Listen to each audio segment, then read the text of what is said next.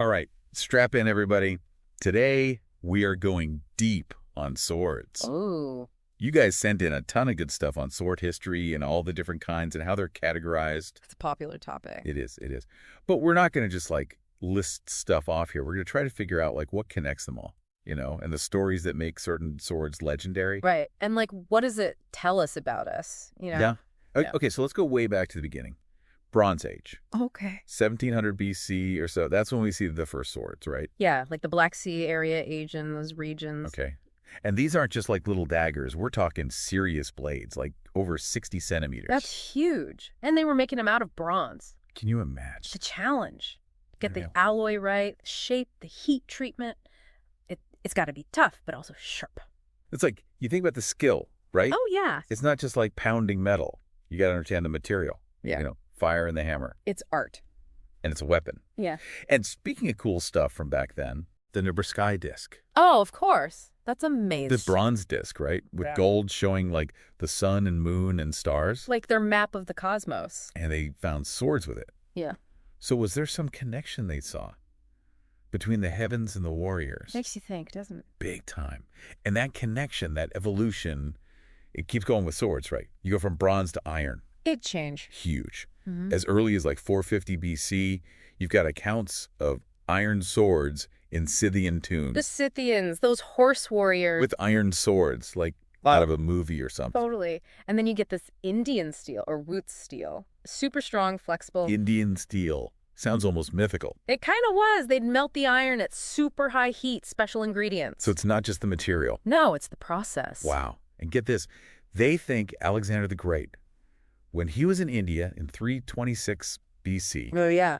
he saw this Wootz steel, cultures clashing, tech spreading through this metal. It's wild. It really is. So then, Roman times come around, Right. and you've got the gladius. Yeah. Short, double-edged, around 209 BC. That was a game changer. Totally different design. So how was it different? What made it so special? Okay, so before, you had these longer swords, mainly for slashing. Right. Gladius was for thrusting. Short, double-edged, perfect for those Roman legions, Tight formations, shields up, advanced... You can almost hear the clang of the armor. Right, and they were so successful, partly because of the gladius. Quick thrusts, get between the armor. It fit their whole fighting style perfectly. It's like the symbol of Roman power. Yeah. It's like innovation. Exactly, and that innovation, it keeps going through history. Middle Ages, you get the longsword. This thing dominated for centuries. The knight's sword. Well, it's funny. The name longsword can be misleading. Yeah, it's longer than the gladius, obviously, but not always that massive two-hander you see in movies. More like hand and a half, use one hand, use two, depending. Right, that was key. See, around the 14th century when it pops up, armor's getting better. Plate armor. Older swords, not so good against that. I see. Longsword, longer reach, strong cuts and e-thrusts. It could handle the new defenses. So it was made for that new kind of fighting. Exactly. And you also get the great sword at this time. Okay, now that sounds big. This one was huge. Two-handed, all about that brute strength. Imagine a warrior just cleaving through enemies with this thing. Sounds unstoppable. But Yeah. longsword versus greatsword, how are they used differently? Good question. Longsword, more versatile, right? Cuts, thrusts, all around good. Greatsword, pure power. Break formations, deliver those big hits that can change a battle. So one's more like a scalpel, the other's a hammer. Kinda, yeah. And both of them were all over these famous battles, like the 100 Years' War, Oh, yeah. England, France, brutal fighting, longswords, greatswords, clashing all the time. It was an arms race, basically. Armor getting better, weapons trying to keep up. It's crazy how fast things changed. It is. So we went from those early bronze blades to these medieval beasts. It's quite a journey. It is. And there's so much more to come. We haven't even talked katanas, scimitars. The world of swords is pretty diverse, huh? Oh, yeah. Each one's got a story to tell. And each sword tells you about the people who made it, the ones who used it. Yeah, that's what I was thinking. It's like these physical pieces of the past. Yeah. You hold a katana that a samurai had or a longsword from some medieval battle. It's history in your hand, right? It is. And it's more than just the object, It's Yeah. all the skill, the artistry. How much work went into making it? Taking raw materials, turn them into this thing that's beautiful, balanced, deadly. Yeah, it's pretty amazing. Level of craftsmanship you don't see much anymore, really. And then you've got the whole tradition of how to use them. Oh, the sword fighting style. Like the samurai, it wasn't just fighting, it was their whole life. Oh, yeah. Discipline, control, respecting the weapon and the opponent. Even the way they took care of their swords, it was Yeah. almost like a religious thing. And in Europe, the Renaissance sword fighting became super fancy, like a dance almost. All these moves, guards, attacks, it wasn't just swinging wildly. Strategy, precision. You had to know your weapon, know your enemies. Mind games, A&D, a physical fight. That's what makes this whole sword history so interesting. For sure. Speaking of interesting, we gotta talk katanas. The samurai sword. It's more than just a weapon, though, right? Like an icon. Yeah, it really is a symbol of Japan, their warriors, their history. And it changed a lot over time. Started as the straight sword, the chokuto, Right. but then it became the curved katana we all know. That curve is so recognizable.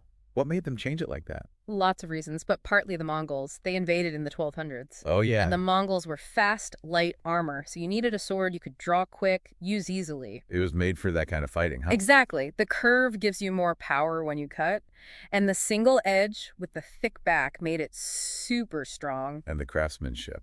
The folding, the polishing, it's unbelievable. It's unreal. It'd take multiple people to make one katana. Folding the steel to get it pure, strong, and flexible. Right. And then polishing, oh man, that could take weeks. Seriously. Yeah, special stones, getting that mirror shine, bringing out the patterns in the metal. And it wasn't just to look good. It made the blade better, too. Sharper, tougher. Makes me think about the whole curved versus straight debate. You've got curved swords all over scimitars, katanas, those Egyptian khopesh things. That's better, right? Yeah. What are the pros and cons? It really depends on what you're trying to do. Curved swords, awesome for slashing. That curve gives you more cutting length. Good against light armor, or if you're on a horse. So it's about that slicing power. Yeah. Straight swords, like the long sword or the rapier, better for stabbing. More force in one spot, good for piercing armor. Or close-in fighting where you need to be precise. Like the right tool for the job. Exactly. Different battles, different styles, different swords. And this brings us back to something we talked about before, how swords are more than just weapons, right?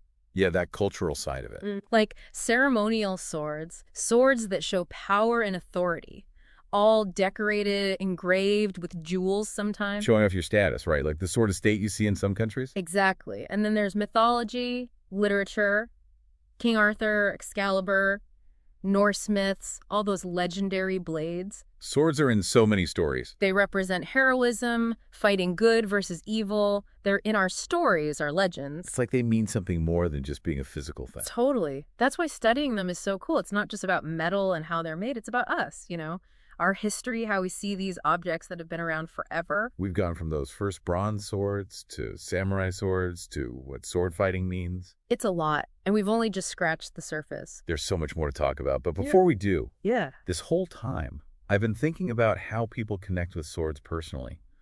It's not just a thing, right? Oh, you're right. Swords can be super personal, like heirlooms passed down in families. Imagine having your great-grandfather's sword knowing he carried it. It's a piece of their story, a connection to the past.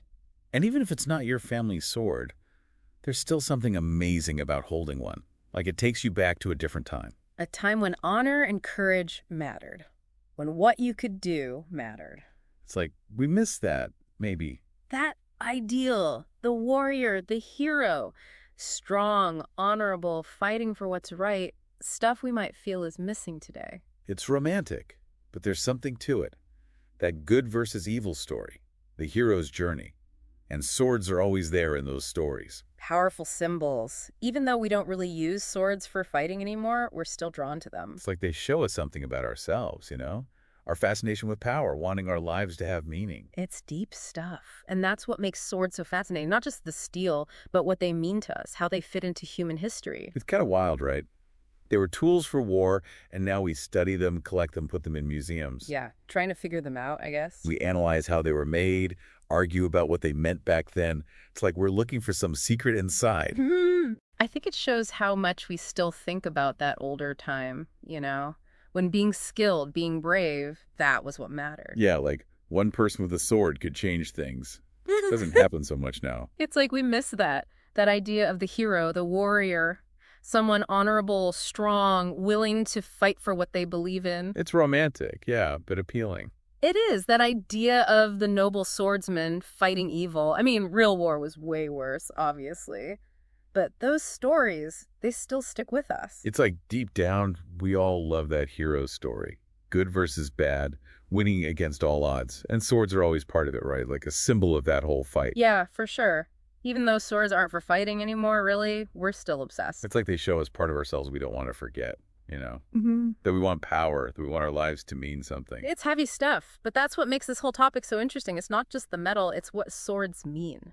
And that brings us to the end of our sword deep dive, I guess you could call it. It's been quite a journey. We went back in time, looked at different cultures, how swords were made, what they meant to people. But like anything really interesting. There's always more to learn. Always. So to wrap things up, I've got one question for you listening out there. If you could pick any sword from history, any one, to have for yourself, That's a good one. which would it be? And why that one? What does your choice say about you, about what you value, what kind of person you are? It's something to think about, right? Because a sword, even though it's beautiful, powerful, it's really just a tool. It can be used for good or for bad. And that decision, that's on the person holding it. It's been awesome exploring this world of swords with you all. Keep learning, keep those minds sharp, and we'll catch you on the next deep dive.